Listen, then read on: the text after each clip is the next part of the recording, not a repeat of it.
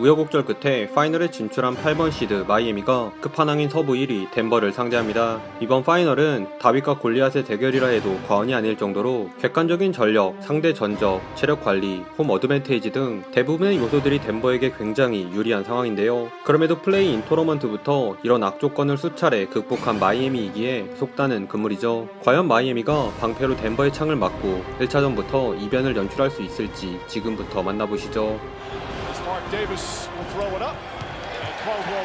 요키치의 스크린을 이용해 과감히 파고든 머레이의 행잉 레이업으로 막으려는 파이널은 양팀이 완전히 다른 게임 플랜을 선보였습니다. 특히 스몰 라인업을 가동한 마이애미를 사이즈로 응징한 에런 고든의 활약이 단연 돋보였는데요. 덴버의 촘촘한 수비에 가로막혀 페인트존에 진입하지 못한 마이애미가 점퍼로 어렵게 득점을 올렸다면 손쉽게 미스매치를 만든 고든에게 볼을 몰아준 덴버는 빈센트, 스투루스, 마틴을 차례로 공략한 고든의 유사 샤키로닐 노리에 이은 연속 골밑 득점과 수비에서 힘을 보탠 마포주의 선전을 앞세워 먼저 기선을 제압했습니다.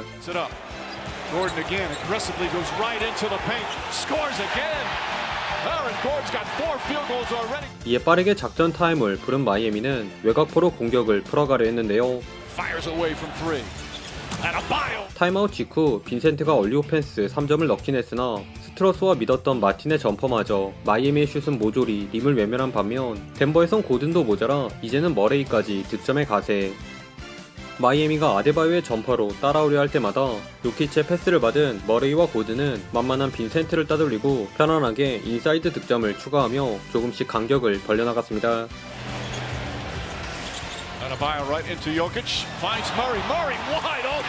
심지어 쿼터 막판엔 요키치의 손질에 당해 허무하게 실점을 허용, 덴버의 9점차 리드로 1쿼터가 종료되었네요. 공을 향한 진념을 보여준 브라운의 허슬로 출발한 덴버가 요키치가 없는 구간에서도 훌륭한 경기력을 뽐냈습니다. 마이애미 역시 알토란 같은 하이스미스의 리버스 레이업과 빈센트의 패스를 받은 로빈슨의 코너 3점으로 응수했으나 여러 선수들이 골고루 활약한 덴버의 공세가 한 수 위였는데요. 노련미 넘치는 잔발, 턴어라운드 훅슛을 선보인 제프 그린에 오늘따라 높은 집중력이 돋보인 마포주까지 시원한 팁 덩크를 꽂으며 덴버가 두 자리 점수차로 달아났습니다. 그러나 아데바요를 중심으로 한 마이애미의 반격도 만만치 않았는데요. 얼굴을 가격당한 마포주가 백코트하지 못한 아웃넘버 상황에서 아데바요에게 연속 실점을 허용하자 바로 요키치와 고든을 재투입해 전열을 가다듬으려 한 말론 감독. 그러자 귀신같이 흐름이 다시 덴버로 기울었습니다. 유기적인 볼무브를 과시한 마이애미가 끈질기게 투포지션 게임을 이어가려 했으나 요키치의 플레이 메이킹을 바탕으로 한 덴버를 막기엔 역부족이었는데요.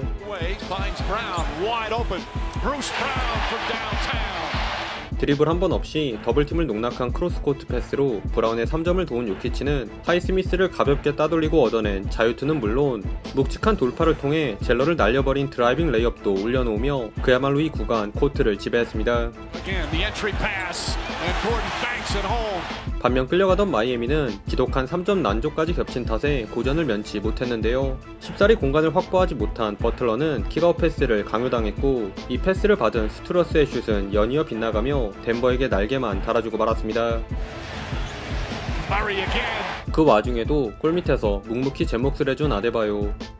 다만 아무리 좋은 공격도 수비가 안되면 무용지물이죠. 여기서도 플레이어 스크린을 받은 머레이에게 완벽한 오픈 기회를 제공한 요키치가 머레이와의 피켄롤도 스무스한 턴어라운드 훅슛으로 장식하며 덴버에게 17점 차 리드를 안긴 채 전반을 마쳤습니다. 전반 덴버에게 압도당했던 마이애미가 후반 들어 정신을 차린 듯 덴버를 몰아쳤습니다. 요키치를 상대로 공격에서 날아다닌 아데바요의 백투백 점퍼에 전반을 수놓았던 고든의 페이더웨이 에어볼은 이타적인 패스 플레이에 마침표를 찍은 빈센트의 코너 3점으로 연결되며 마이애미가 10점 차로 따라붙었습니다. 허나 마이애미의 좋았던 분위기는 머레이로 인해 금세 끝이 났는데요.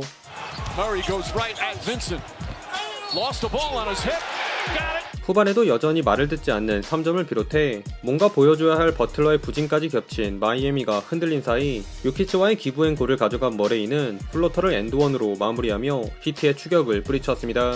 반면 스트루스가 고든에게 떡블락을 당했을 정도로 외곽에서 답을 찾지 못한 마이애미는 슬슬 인사이드로 눈을 돌리기 시작했는데요. 요키치를 낚은 아데바요는 핸드오프 페이크에 이은 드라이빙 덩크를, 인자기급 위치 선정을 보여준 버틀러도 아데바요의 미스를 팁인으로 처리해줬으나 이전보다 나은 3점을 앞세워 성큼성큼 치고 나간 덴버가 오히려 19점 차까지 간격을 더욱 벌려나갔습니다.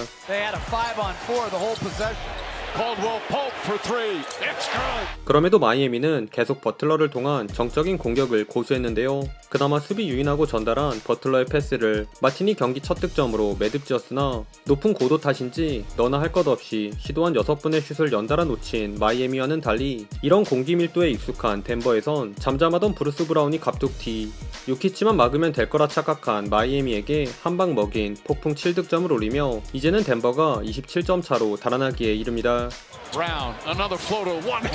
그래도 쿼터 막판 득점 가뭄을 끄는 라우리의 풀업 3점에 힘입어 21점 차로 마지막 쿼터에 돌입했네요. 20점 차 리드를 잡은 덴버가 금방 가비지 타임을 시전하지 않을까 했던 경기는 4쿼터 들어 새로운 국면에 접어들었습니다.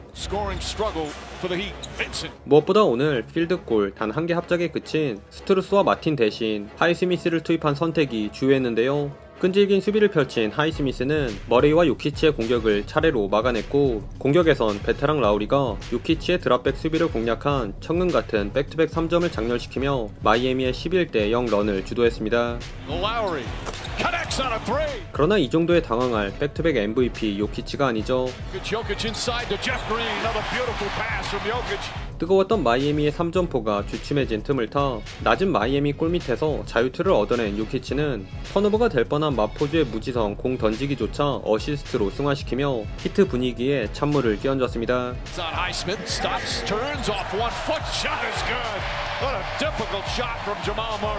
하지만 포기를 모르는 마이애미는 이제 버틀러까지 투입해 총 공세에 나섰는데요. 마침 이 구간 덴버가 단조로운 아이솔 공격만 일관한 사이 이 수비 성공을 빠른 공격으로 전환한 마이애미는 오픈코트에서 재미를 보며 뒤늦게나마 희망의 불씨를 살렸습니다.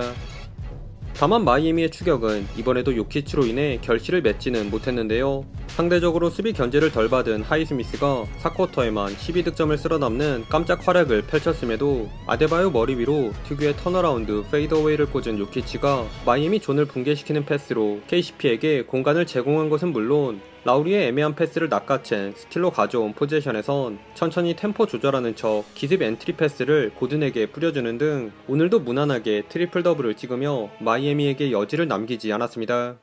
최종 스코어 93대 104. 시종일관 리드를 이어간 덴버가 어렵지 않게 1차전을 잡고 홈 연승 기록을 이어갔습니다. 오늘은 트리플 더블을 찍은 요키치와 더블 더블을 기록한 머레이 듀오의 위험을 새삼 느낄 수 있는 경기가 아니었나 싶은데요. 높은 효율로 53득점을 합작한 두 선수는 득점도 득점이지만 마이애미 팀 전체와 비슷한 24개의 어시스트까지 뿌려주며 자신만만한 마이애미 지역 방어의 혼을 쏙 빼놓았습니다. 거기에 사이즈의 우위를 바탕으로 초반 러쉬를 책임진 에런 고든과 낮은 효율과는 별개로 약점인 수비에서 기대 이상의 집중력을 보여준 마포주 등 코트를 밟은 선수들 모두가 제 몫을 해주며 대승에 기여했네요. 반면 고산지대에 적응하지 못한 마이애미는 3점 슛마저 흔들리며 맥없이 무너졌는데요. 특히 컨퍼런스 파이널을 수놓은 케일런 마틴과 그래도 1인분을 해줬던 스트루스가 17개의 야투 중 단 한 개 성공에 그친 부분이 뼈아팠습니다. 심지어 믿었던 버틀러조차 아쉬운 슛감을 노출한 탓에 팀을 구해내지 못했네요. 그럼에도 혜성같이 등장한 하이스미스의 선점만큼은 눈부셨던 마이애미인데 과연 덴버의 전력을 파악한 마이애미가 2차전에선 한결 개선된 플레이를 보여줄 수 있을지 지켜봅시다. 오늘도 시청해주셔서 감사하고요. 그럼 다음 영상에서 만나요. 안녕.